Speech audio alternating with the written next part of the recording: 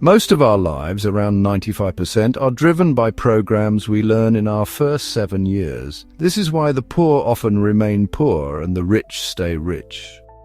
For instance, if you grew up in a family where financial struggle was the norm, you might unknowingly embrace beliefs that money is hard to come by, limiting your financial success later in life. In those early years, our minds operate at a lower brainwave frequency called theta, which is a state of imagination. This is why children can turn mud pies into a tea party or a broom into a horse. They're in a state of hypnosis, absorbing everything around them. The same way, a child might see their parent working hard and always being stressed about money, and they internalize this stress as part of their understanding of life. These early programs shape our subconscious. Without them, we'd have nothing to be conscious of. That is why nature ensures we spend our first 7 years downloading essential life programs. Consider how easily children pick up languages. This happens because they are in a constant state of absorbing information from their environment. So how do we acquire these programs?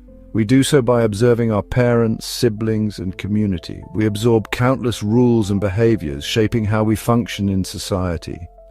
For example, if a child sees their parents practicing gratitude and positive thinking, they are likely to adopt these habits and develop a positive outlook on life. If you come from a poor family, you might struggle your entire life to achieve wealth but never quite reach it.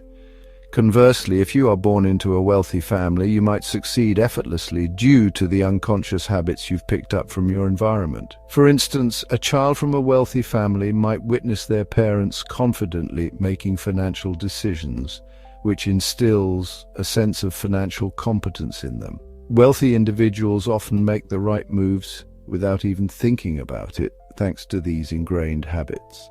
Poor individuals, on the other hand, inherit beliefs that life is a struggle which holds them back unconsciously. This is why some people find success effortlessly, while others face constant challenges. This programming dictates 95% of our actions. The subconscious controls most of our lives, with the conscious mind driving only about 5% of our daily actions. Think about how many times you've driven home on autopilot, not consciously remembering the drive. This is your subconscious at work. For centuries, the Jesuits understood this, saying, "Give me a child until they're 7, and I'll show you the adult." They recognized that the first 7 years shape our entire lives. This understanding highlights the importance of early childhood experiences in shaping our future behaviors and beliefs. For example, if you consistently struggle with relationships, it might be due to subconscious beliefs about your self-worth or what you deserve in a partner. You don't need complex psychological techniques. Simply examine your life and identify where you are struggling. Wherever you face difficulties, it's likely due to a subconscious program that doesn't support the goal you're aiming for. By recognizing these areas, you can start to reprogram your mind for success. The conscious mind is innovative and can acquire knowledge in various ways, such as reading self-help books, attending lectures, or listening to programs. This builds awareness in the conscious mind. But the subconscious mind doesn't learn this way. It doesn't absorb information through these methods. The conscious mind learns in 2 primary ways: naturally through hypnosis in the first 7 years, and by repetition and practice after that age. For example, learning to drive a car didn't happen just by sitting in the driver's seat with the key. You had to practice driving repeatedly. Think about learning to play a musical instrument. You didn't just pick up a guitar and play a song immediately. You practiced chords and strumming patterns over and over until it became second nature. This illustrates the 2 ways the subconscious mind learns, initially through hypnosis in the early years and later through repetition and practice. There is a popular phrase, "fake it till you make it."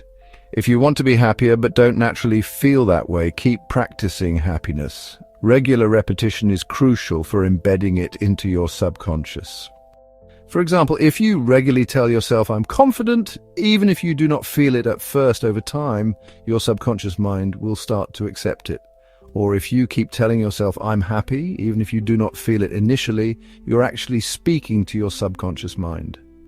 Through repetition, your subconscious starts to believe it. Since 95% of your actions are driven by your subconscious, eventually, once it accepts I'm happy, you won't need to keep repeating it. It will become automatic.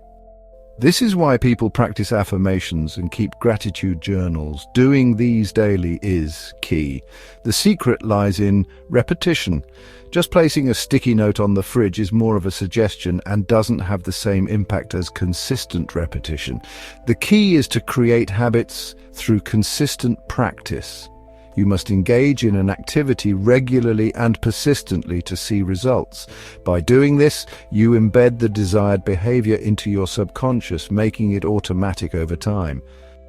If you want to learn more about harnessing the power of your mind and making positive changes in your life, subscribe to our channel for more insights and tips. Thank you for listening, and I hope you have a great day.